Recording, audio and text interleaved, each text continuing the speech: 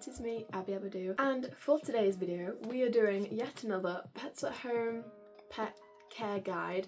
I've done two of these already. I've done the guinea pig one and the rat one. Now, the way I'm going to do this video is going to be different to the last two. I didn't have fun making them because I spent weeks analysing this, breaking it down, taking pictures, making Google Docs and scripts and God knows what, and it literally took me weeks to make this video.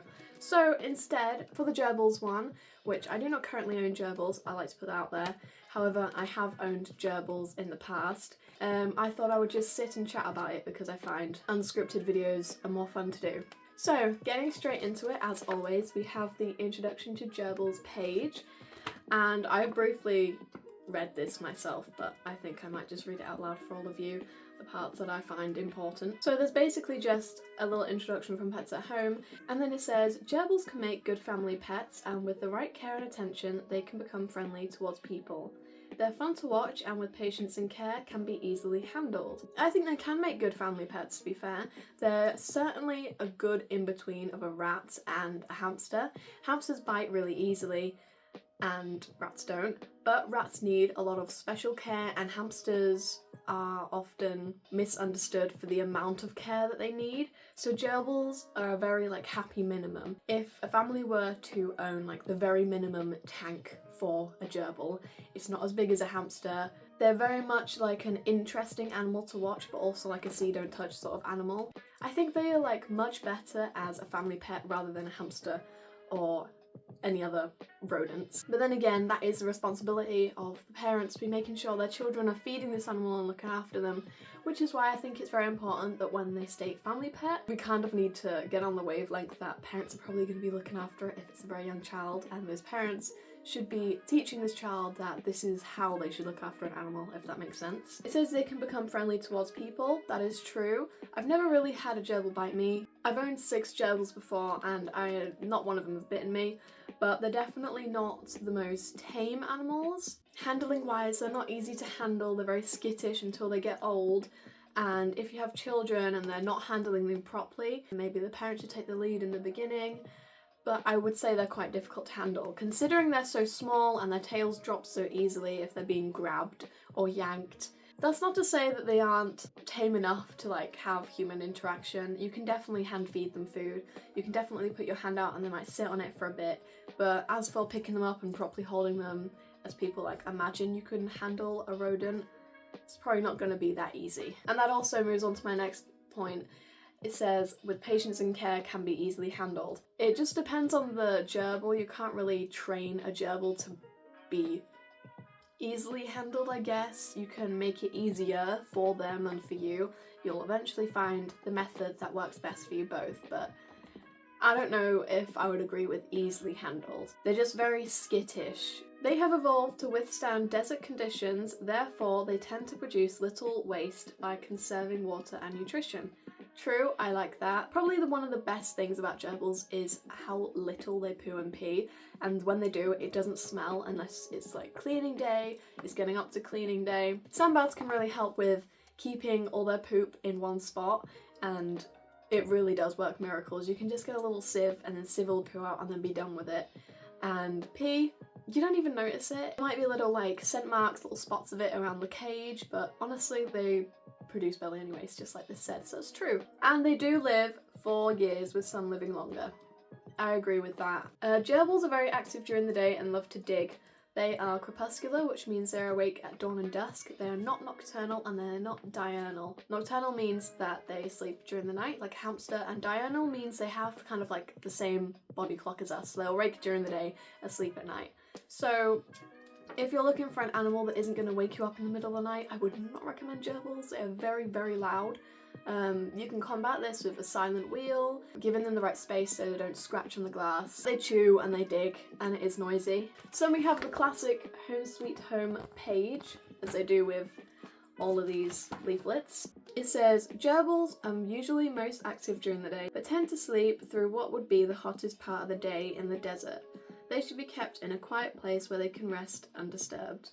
They also may be awake during night, so they may be too noisy to keep in someone's bedroom. You may be able to keep them in your bedroom. I always did. I mean, the sound didn't bother me. It's kind of comforting to hear your animal like scurrying around. That's me personally. There were nights where they kept me up and it really annoyed me, but overall it didn't bother me too much. But if you have young children, then you've got to kind of figure out a happy medium for a place to keep them.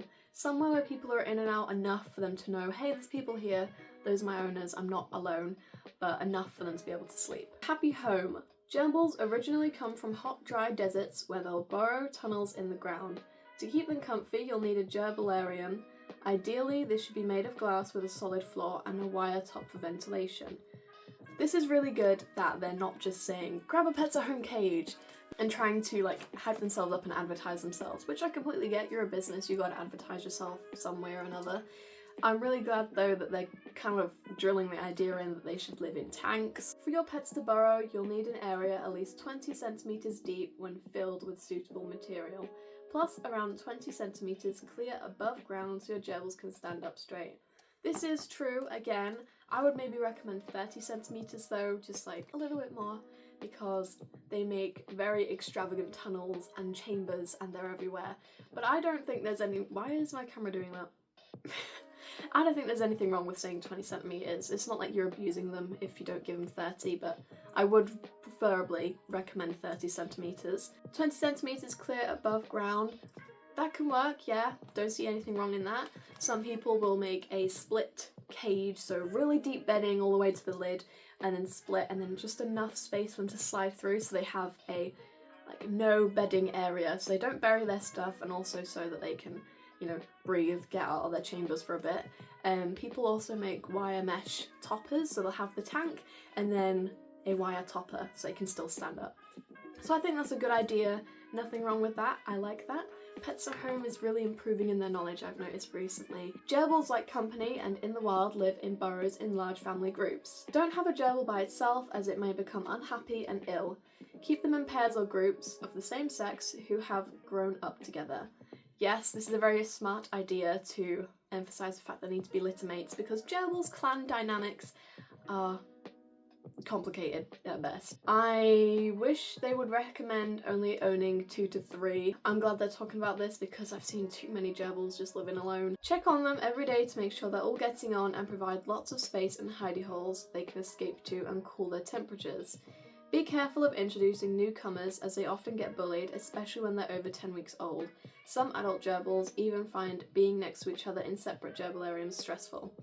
Again, really happy they're actually mentioning this because, like I said, gerbil clan dynamics are very, very complicated, and as a child you don't really want to go in and check your 5 billion gerbils to find they've all eaten each other or fought to the death, so I'm happy with that. Creature comforts. Fill the burrowing area with safe, non-toxic sand topsoil mix or tortoise soil substrate.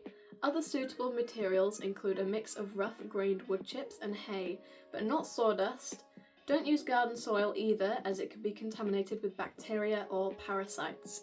Your gerbils will soon get to work making tunnels. The glass sides will let you see into their little underground world. I really like this. I like how they're mentioning using other substrates and not sawdust. I personally, when I do own them again, I'm going to use that hay and wood chip mix if I can, or something that's really good at holding chambers and tunnels. But I'm really glad they're talking about using different types of soil, what soil not to use. I'm just glad they're talking about that because many people see rodents and just assume, I'll shove some sawdust in there and they'll be fine, but they won't. Avoid using hamster cages as they don't usually have a deep enough base for digging. I agree with this, but I also think that if a hamster's base of a cage is not deep enough for gerbils, then it's not deep enough for a hamster. Just a bit of a hot take, I'm gonna put that out there, but we're not talking about hamsters today. Finally, place a gerbilarium out of direct sunlight and away from radiators or drafts, electrical equipment and other pets. You know, standard knowledge, everyone knows that. As well as their tunnels, give your gerbilariums some hidey holes.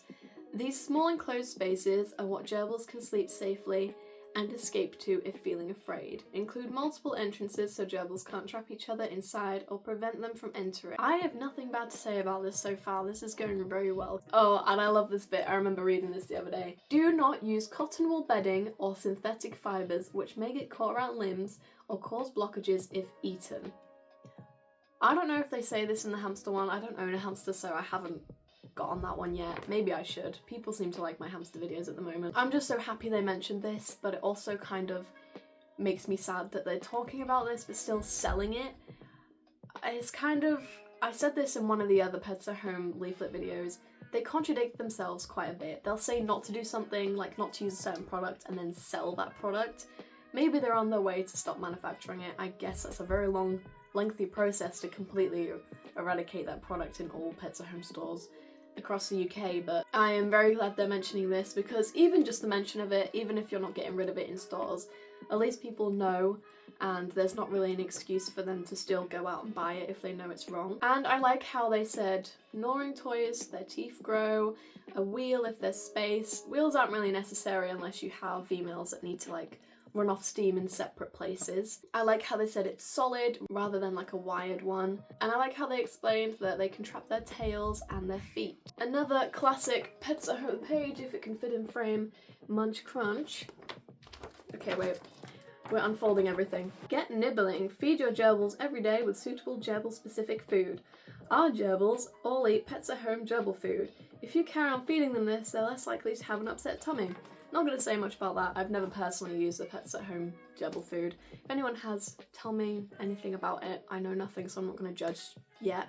Again, they're probably just trying to advertise their food. There's nothing wrong with trying to wean them off of it. And they do explain how to wean your gerbil off of a previous food, which again, really good idea. I'm having barely anything bad to say about this and I'm very happy about that. Makes my job a bit easier because now I'm just reading to you like it's story time in school. Going green. Top up your gerbil's diet with very small pieces of fresh fruit and veg, like apples and carrots, but not too much, as this can cause tummy upsets. Avoid foods with too much carbohydrate or fat, as this can lead to obesity, digestive upsets and diarrhea. If there's change in your gerbil's eating habits, take them to a vet. Common sense, people. Thank you, Pets at Home, for talking about this. They've got a little thing at the top talking about treats. I'm not going to bother reading that too much. Stimulate your gerbils by hiding food around the gerbilarium, as this imitates natural foraging. Hideaway holes allow them to store their food, just as they would in the wild. Check these daily and remove any stale food. I like how they're talking about foraging, because I do think that when people get rodents, they just assume that they're going to put the food in a bowl and they're just going to come to and fro whenever they want.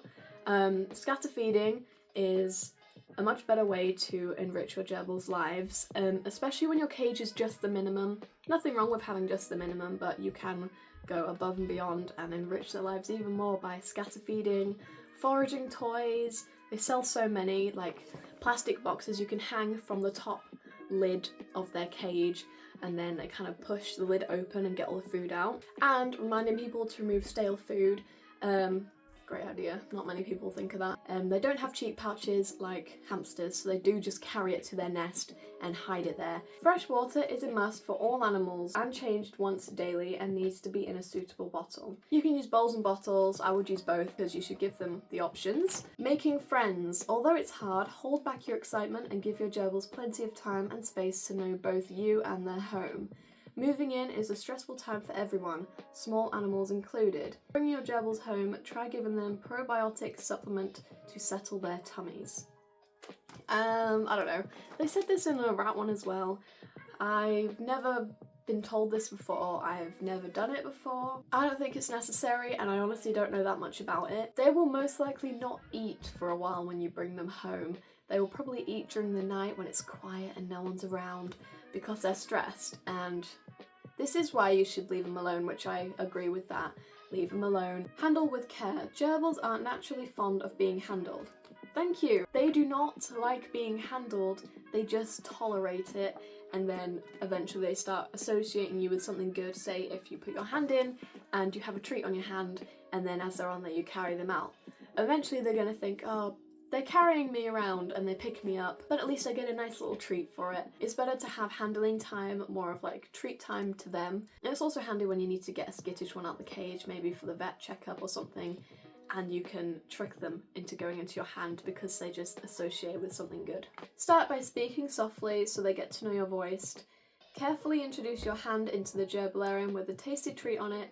Don't rush and let them come to you. They're naturally curious and will eventually climb on your hand. Eventually try lifting them up by cupping them with both hands gently. Never pick up one by the tail, it's very painful for them. I agree with all of that. I really wish they would start mentioning the fact that gerbils can drop their tails.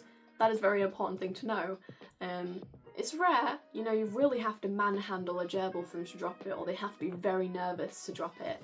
It's a defense mechanism. If a predator in the wild were to snap and bite their tail, they can drop it and run away. You have to be careful moving gerbils around as it can make them stressed and ill.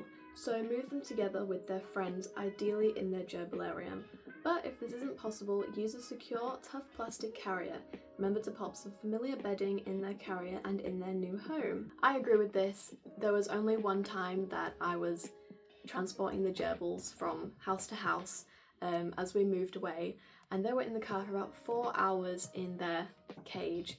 They were completely fine. We just secured it down and made sure that it wouldn't move around too much. I personally think that this is the easier option when transporting gerbils, especially when it's a long journey like 4 hours like we were, because they had their food and their water and they had each other in their enclosure, so they wouldn't have noticed too much of a difference besides the fact that they were moving around in a car.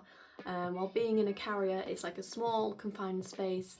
You can only really give them cucumber as a source of food and hydration unless you made regular stops. Gerbils' teeth grow all the time. Keep their length down by giving them lots of wooden chews and suitable branches to nibble on. Gerbils' teeth shouldn't be visible when their mouth is closed. Regularly check their teeth and speak with your vet if you're worried. Good, I like they mentioned that. Nearly all rodents' teeth will continuously grow.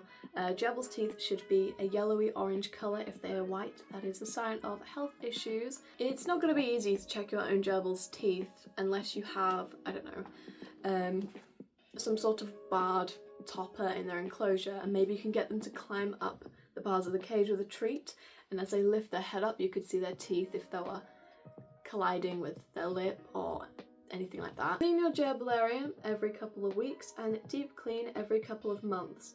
Taller areas may need cleaning more often. Bedding and nesting material will also need to be changed regularly as required.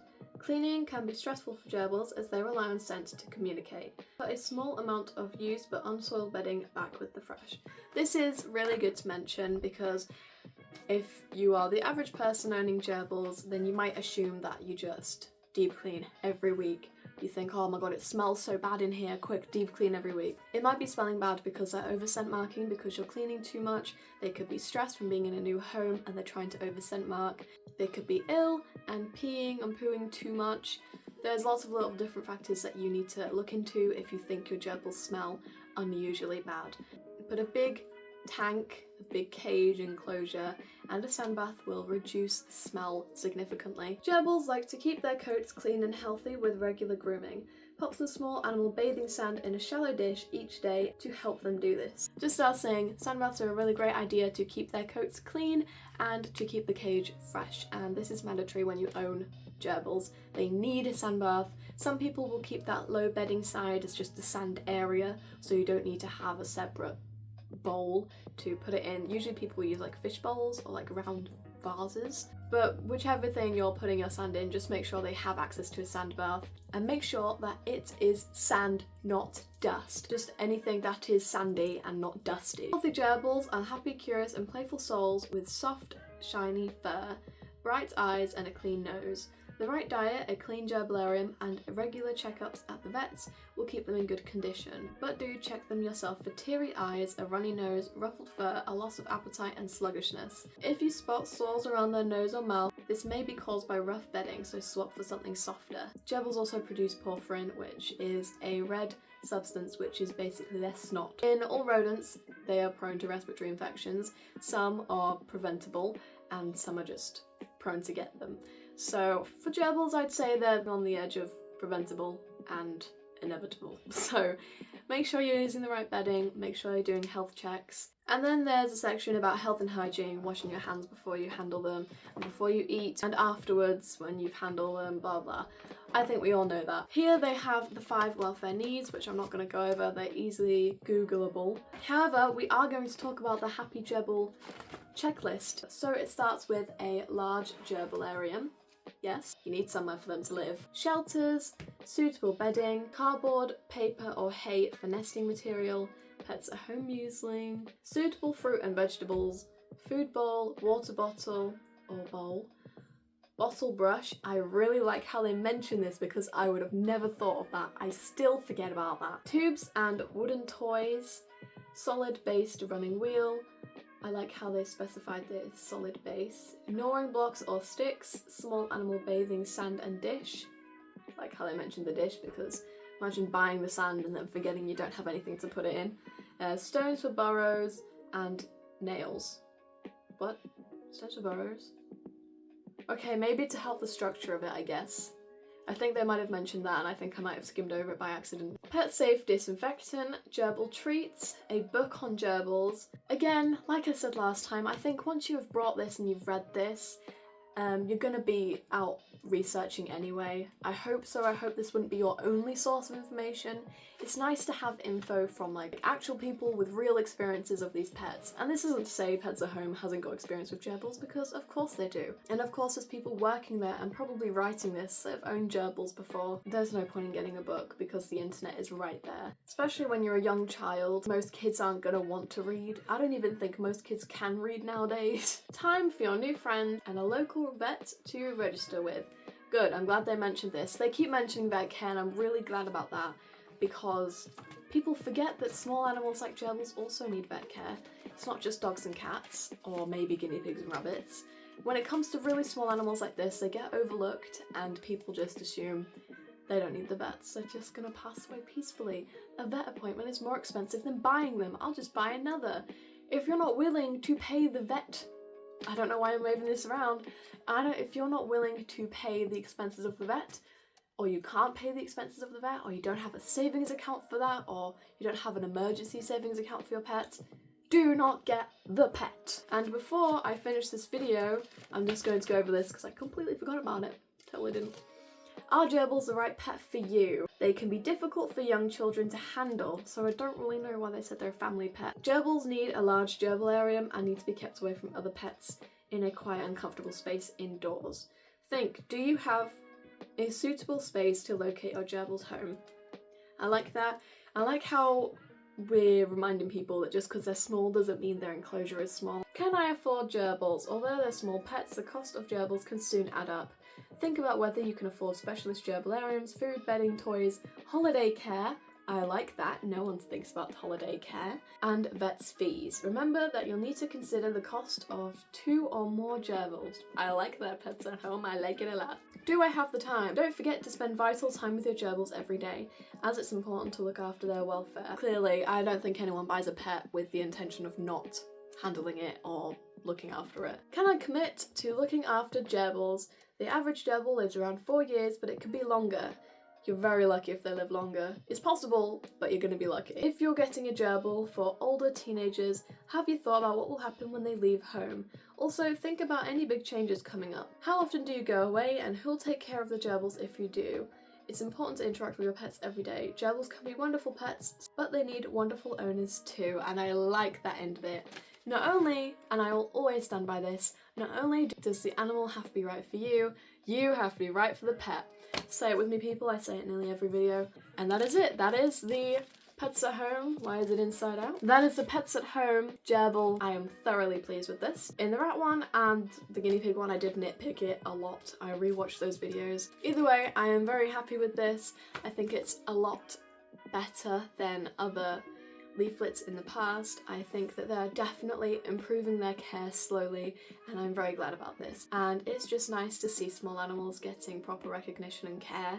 And if this leaflet gets to all the future gerbil owners and they are able to give them the minimum care, then there are going to be some pretty decently happy gerbils out there. The only thing I would say is I wish they mentioned actual enclosure sizes.